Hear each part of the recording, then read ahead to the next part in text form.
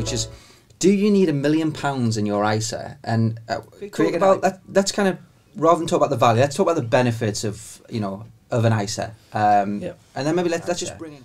George, what have we done within the portfolios over the last sort of 4 or 5 years? And if we just had a balanced investor, which is probably the majority of our viewers. Yeah, so after we actually mean by compounding, because you can talk about a fixed level of return on a sum of money, but what we're talking about with compounding is the fact that... What are the areas that our investors should be looking at in September? What are the sort of news headlines you think you'll be looking at from your point of view? Yeah, well, I'll just finish off. Obviously, we've got a week to go at the Great North Run. I know, but it's been really good. So I did 12.5 mile. That was a lot going on in August. I could have went on and on. But are you going to bring your dog in later on? Oh, I don't know. It's not very good with the toilet training, so I believe that one for now. Right. There was a request from a viewer. So.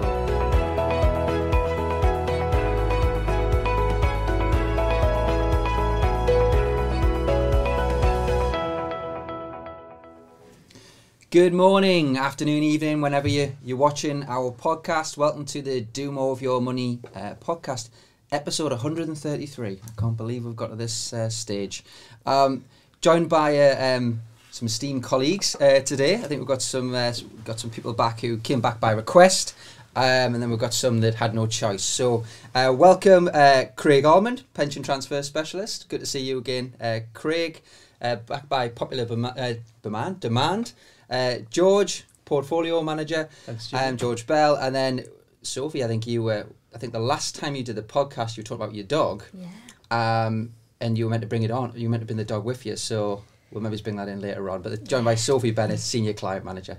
Good to see you all. I think we should. Are you going to bring your dog in later on? Oh, I don't know. It's not very good with the toilet training, so I believe that one for now. Right. There was a request from a viewer, so we'll have to think about that. Maybe it's later on another time. But interesting. I can't believe we're on the 1st of September, actually. I keep saying I can't believe I can because it was the 31st of August yesterday. But this year has flew. This month has flew. Lots have happened, George. I know we've got some an extended morning markets this morning, but I think it's just worth just talking a little bit about what's happened in the last week, George, from an investment perspective, if you can, please. Yeah, absolutely. I could talk about the month of August for quite a while because quite a lot did happen. But let me keep it brief. So essentially it was a great start to the month. We were pulling away from the strong performance which we saw come through in July. And then we hit the mid part of the month and essentially you had a number of inflation prints coming out which were just demonstrating that inflation is higher than analysts were expecting. It's also broader, it's a little bit more sticky and it's coming down at a slower pace. So we had conversation from central bankers. We didn't actually have any formal meetings from the key central bankers during the month because they were away on summer break, but essentially a lot of conversation which created a sense that central banks are going to be more hawkish in terms of their approach, which basically means they're going to continue raising rates and they're going to continue offloading bonds from their balance sheets to cool inflation in that respect. So some of the key events there, we had the UK inflation prints, we had the US inflation prints, we also had Jackson Hole, which is the US Economic Forum, which again, Jerome Powell, the central bank governor, set the tone in terms of what he expected, but it wasn't a formal guidance meeting. So that created a little bit of volatility through the markets. We felt it in bond markets. We also felt it in stock markets as well. The war in Ukraine continued to push on in terms of the energy price challenges that we're facing into Europe, and at this point in time you've got Nord Stream 1 which is closed for a period of maintenance, so we've seen energy prices in that respect push higher, although oil prices have moderated, so it's primarily been the gas component element, and we felt that in the UK in terms of the move with the Ofgem energy price cap just last week. And just sort of feeding into that discussion, we've also got the political debate here in the UK in terms of the next Tory leader, and that's creating a little bit of volatility in terms of sterling. So actually sterling fell around 5% relative to the dollar on the month, and just for context, that's one of the biggest moves which we've seen since the Brexit referendum vote in 2016 for a single month.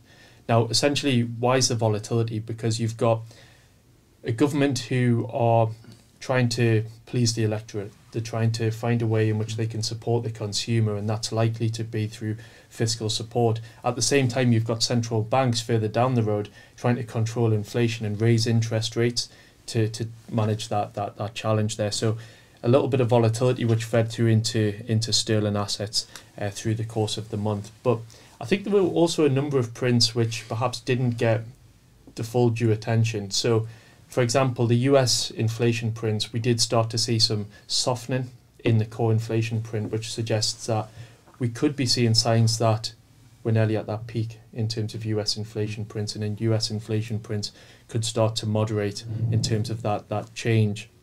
We also had strong jobs data out of the US.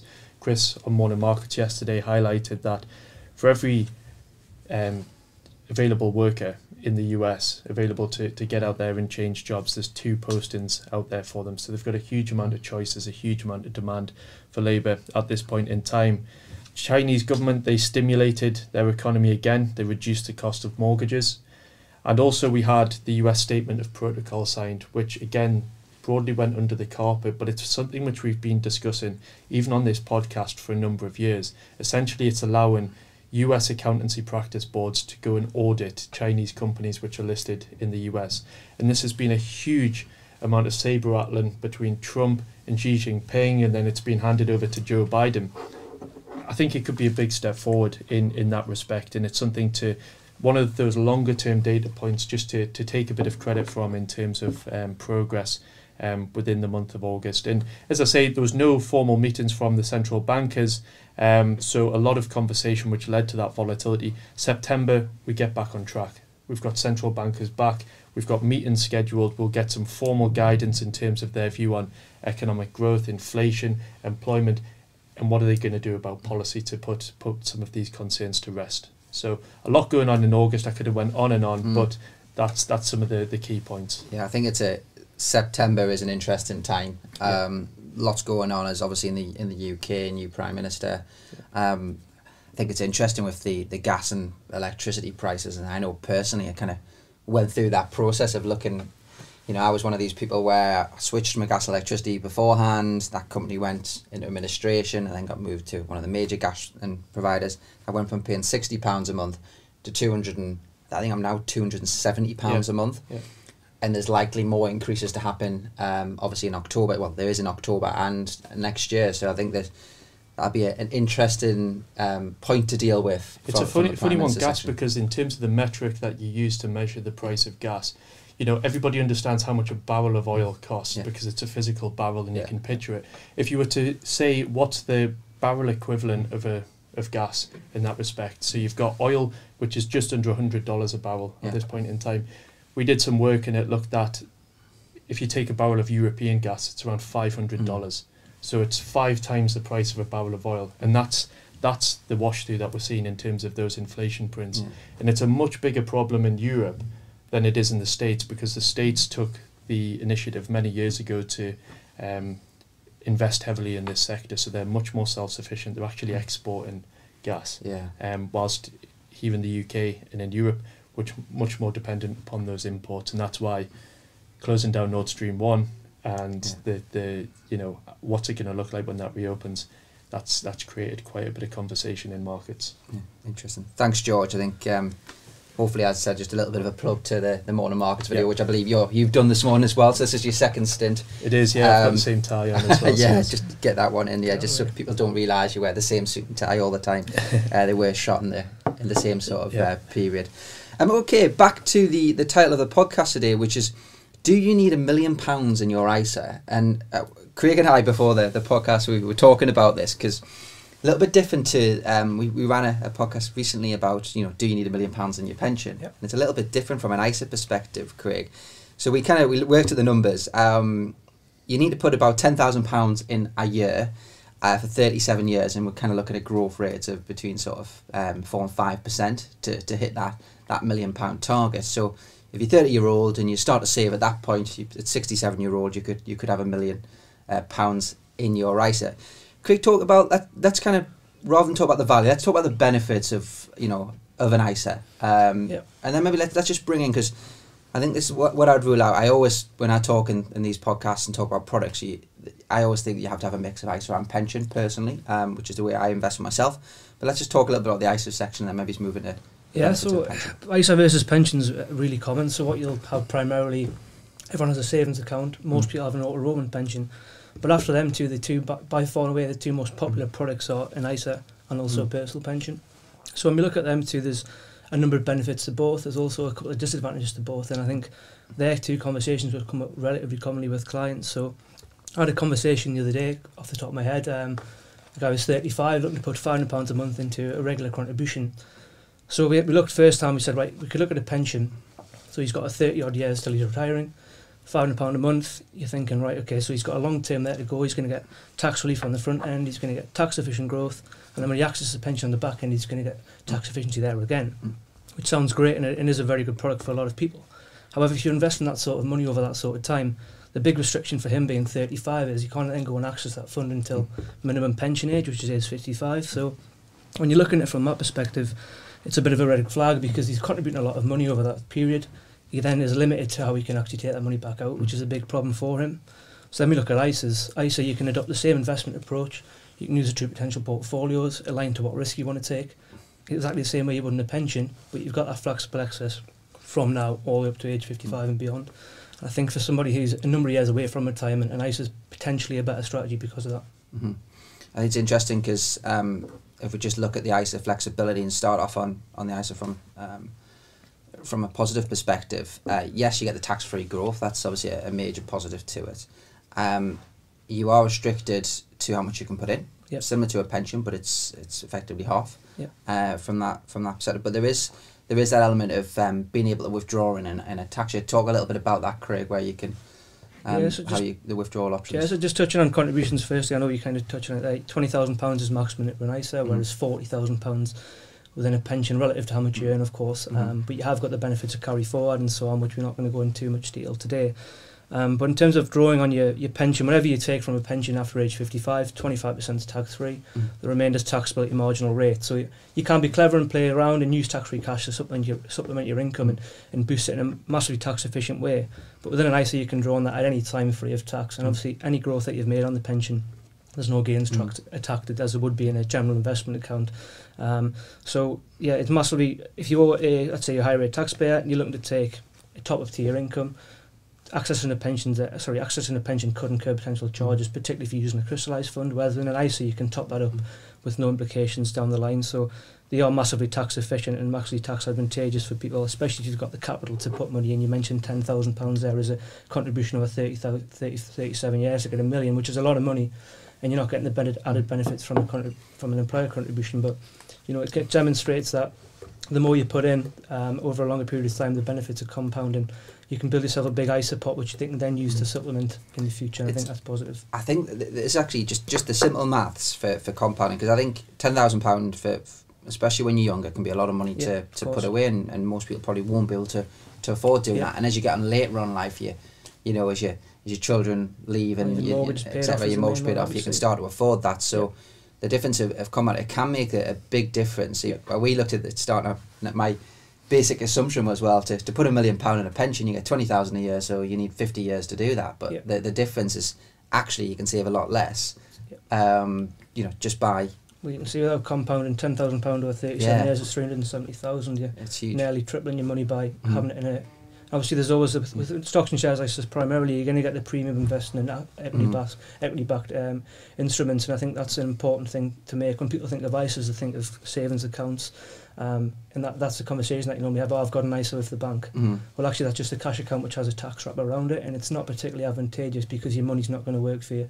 You're not going to do more with your money, and I think if you're putting your money in equity-backed kind of markets, in investments, you're gonna attract a premium on them savings. Yeah, I think that is, because you're looking at ISAs at the minute, even with increased rates, you're still talking 1.5%, and that's probably being generous within a cash ISA. George, what have we done within the portfolios over the last sort of 4 or 5 years? And if we just had a balanced investor, which is probably the majority of our viewers. Yeah, so after portfolio charges, balanced investor, annualised, we've done about 5.4%. Yeah, so you're getting a little bit more. So it's actually a reasonable assumption to say on that basis. Yeah, I think especially over a longer period, of 5% benchmark for a balanced investor is probably about where you'd look to, especially based on the metric that we have. So I think, you know, short-term volatility is one thing, but over a 37-year period, it's a reasonable return to aim for. And I think I always think that, you know, because we're kind of talking about numbers here to get to a certain big number, but I personally think actually just start saving is a big thing. Sophie, we'll come over to you just to talk about the technology, the client side. So what can consumers do? What can clients do when it comes to you know, sort of goal setting within their own websites? Yeah, there's loads of goal setting tools on the website in terms of, you know, if you do have a big goal in mind, like £1 million, like we just talked about, you can pop that in to your policy. This is my goal, and it's going to tell you this is how much you need to contribute for how many years. If your goal's a lot smaller than that, it would do the exact same thing. It would even prompt you, you should put this much in a month. You can then click and set up a direct debit to put in that much a month, so you don't have to think about it. Or for me personally, I prefer to use Impulse Save at the minute. Depending on maybe how much you have left at the end of the month. If you want to put in an extra £50, an extra £100, really quick, and it'll then show how that's impacted your goal, and like if you're getting there a bit quicker.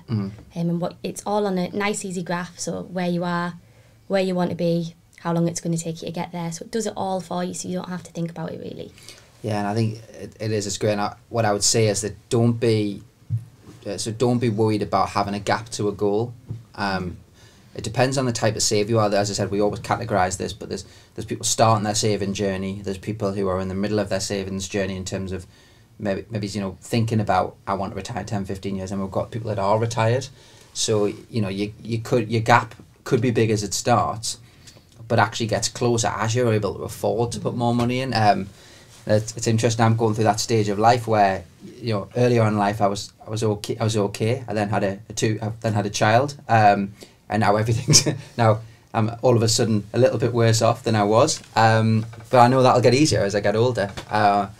But it's amazing how expensive children can be.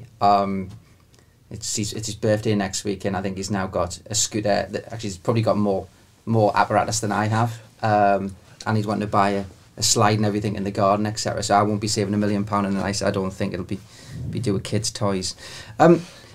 If we talk about, you know, just going a little bit off subject there, let's just talk about the withdrawal benefits of a pension versus an ISA, because Craig, you mentioned, you know, really well there in terms of actually the flexibility, because sometimes you can save and then something happens, and then, you know, that you might need access to that money on a short-term basis. So I'll probably actually ask you this, Sophie, if I wanted to get money out of my ISA, what's the difference between doing that from my ISA to my pension with true potential? Yeah, so like discussed before, there can be potential tax liabilities, you know, especially if your pension's crystallised. Whereas with your ISA, there isn't going to be any tax liabilities. You can take money as you want. And we also offer a flexible ISA. So you can, you know, take it out and put it back in within the same tax year. That's not the same for all providers, but it is for us. So often when people save, you know, or, you know, if they're in between buying properties and things like that, they might want to take a big withdrawal while they're waiting for the property to sell, or, you know, buying and selling cars. They can pop that straight back in, you know, so they've not lost that ISA allowance that they've been sort of building up year by year. If they do so in the same tax year, which is obviously a really big benefit, especially for long-term savings that you might need to dip into now and again. But, you know, you don't want to sort of lose all that progress you've made over the years. Yeah, I think that ties in as well to pensions. So even let's say you're after age 55, you can access your pension. Once you've took money out of your pension and crystallise it, it's then pretty difficult to put it back in. So if you take it flexibly from a money purchase pension, you trigger what's called a money purchase annual allowance, which means then you can't put more than, I think it's £4,000 into your pension thereafter.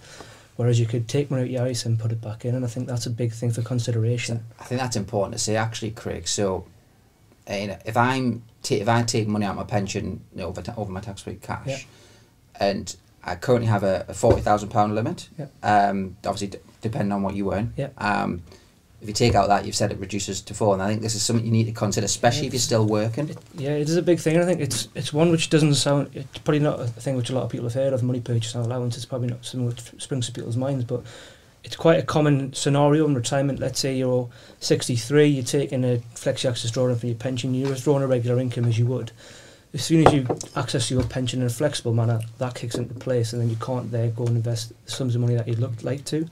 So we have a client the other day who was in her 60s, inherited £20,000 from a relative. She then can't put that money in a tax-efficient manner into a pension because she'd incur a tax charge on anything in excess of £4,000, having triggered the money purchase and allowance. Whereas she could then go and put that £20,000 in an ISA, and she's getting the tax-free environment that we've already talked about with the ability to access it as and when required. But also she's going to adopt the same strategy as she is within a pension for the legacy for her family, and that was her main goal with that. She's inherited it, she doesn't need it, I'll give it for my kids, but at the same time, if I need access to it, I can then go and do that. And I think an ISA in that scenario was the perfect kind of thing, and it sounds sort of niche, but there's a lot of clients in retirement who inherit or come into money later on in life, and it's probably the most perfect tax wrapper or investment approach to adopt, really. Yeah, it's interesting.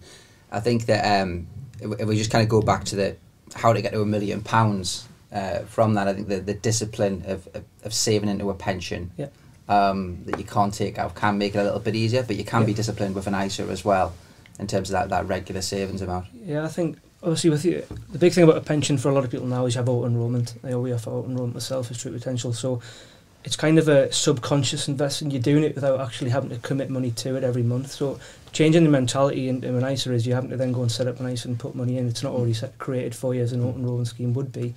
So it's getting into a routine of investing money, and I think the earlier you do it, the better. And also we talked about putting £10,000 in. It doesn't have to be £10,000. It could be anything. As long as people are saving, trying to close the savings gap, as is commonly referred to, it's getting that routine, getting that behaviour in place, and it becomes kind of second nature, as you do with your auto-enrolment scheme. You don't even think about it. And I think building a nest egg for the future, the earlier the better, and you can always make it up. So let's say you can't afford £10,000 a year now, you could certainly make it up over time and put more than £10,000 in when you pay off your mortgage, and you can catch up pretty quickly when you've got some term left. Yeah, I think that is an important point, because this is not just like for initial savers, it can be for anyone. Yeah, for anyone, and actually putting lump sums into these types of products when you know if it does come like in like bonuses or inheritance, etc. The effect of that compound over 20 years. But as I said, there's obviously benefits to that, as well as obviously the regular savings area. What would you recommend to people if they're looking at this? Because obviously we're talking about gas prices, etc. and others before, but how would you assess someone, Craig, to say, right, this is how much I should put into my investments? How would you do that from an advice perspective? Yeah, so when we look at clients, and obviously every investment decision is dictated by client circumstance, so we've got to understand what the client's doing, what they've got, what they're spending, but also what sort of risks they want to take as well. The primary thing for us would be say, right, what's your essential outgoings? And again, as we've talked about, gas prices, energy prices are potentially going to increase. They might increase next year and there forward. So we need to kind of factor that in terms of budgeting as well. Then we need to look at discretionary and luxury expenditure. Everyone likes to go on holiday. People like to have leisure spending, go out with friends, go for a pint or whatever it may be. You need to price all that in. And I think budgeting is a massive thing. Once you've got a budget in place, you then got a disposable amount at the end. It's then the question of what you do with that disposable income. And I think that's when you start to have the conversations about ISAs versus pensions that we've already talked about. But that's where we would start, with break down fundamental expenditure, discretionary expenditure, and luxury expenditure. And whatever we've got left, that's where the conversation starts with regular investing. But I would urge clients to have a look at what they're spending, where they can save, and ultimately pull in what they can afford. Interesting. Great. Yeah, I'm reading a book at the minute which talks about it depends on like your stage of your investing part in your life, and I think this is where you can obviously take pension and ISA out of it and just actually look at savings, and you find that a lot of people who are sort of younger and saving, they spend a lot of time looking at actually where they should invest in, and actually that doesn't make much difference because there's not a big pot to grow. And actually, all you should worry about is the actual title is just keep saving. So just keep saving, into your investments, and trying to build that pot to the point where, as you get older and you get that bigger pot, that's when you need to consider, your attitude of risk, where you're invested, etc. And I think we've got a good home for both of those options. I think you probably agree, George, because you're managing it. Yeah, absolutely. I mean, it's also worth touching on what we actually mean by compounding, because you can talk about a fixed level of return on a sum of money, but what we're talking about with compounding is the fact that that amount of money should hopefully grow and grow each year, and you multiply and the benefits of that growth over time. And essentially what we're doing within our portfolios is we're investing in risk assets. So you're in the market, you're in equities, you're in bonds. You're not just restricted to those two assets. We've got alternatives, we've got precious metals, gold. currency, a range of different assets which we're investing in to seek out opportunities for growth. And that's the objective. It's growth at a lower level of volatility for our clients. And essentially, why is this important? It's important because if it depending upon your time scale which you have available, clients will often get sort of fixated on what's happening in the markets at that point in time. And what our strategy is all about is seeking out opportunities for growth at all points in time. So although you may look at a market in a challenging year and think, well, should I invest or should I not? Well, essentially, what you're doing is you're buying units at a lower cost, which enhances your opportunity for compounding effects to wash through for you. So, it's back to your point there, Jamie, about just having that discipline, that sort of behavioural aspect of having regular savings, regular investments into the market. Yeah, no, certainly. Well, I think we've covered quite a bit there, and I think you and I being pension men pension man. You could like a superhero. But no, basically that kind of ISAs are a great product, and I think there's benefits to both. This is the key thing, but actually saving's the important thing. And if you're wanting to build a pot of that size, you've got to. I think my view is you've got to balance life. You've got to live your life as well as be able to live your life once you retire. So you've got to, it's a fine balance, and that regular saving element is definitely the way to do that. I'm going to start calling you pension man, actually. I know how much you like that. I've been called worse, Jamie. So yeah, that's true. George, will just finish off. I think September is going to be a bit of an interesting month. I know we talked about this before, but what are the areas that our investors should be looking at in September? What are the sort of news headlines you think you'll be looking at from your point of view? Yeah, well, coming from today all the way through into next week, a lot of the front page of the papers is going to be discussing what's happening with the UK Tory leadership, and it'll be back to their policy to tackling the energy situation. If they're thinking about this in terms of what impacts them at home, then I fully appreciate that discussion. But in terms of how we're investing client money, it's an international investment portfolio.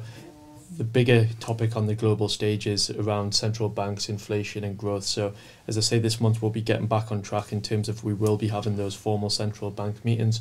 We'll get more guidance, and that's what we'll be bringing our clients up to date with throughout our morning markets, on our podcasts.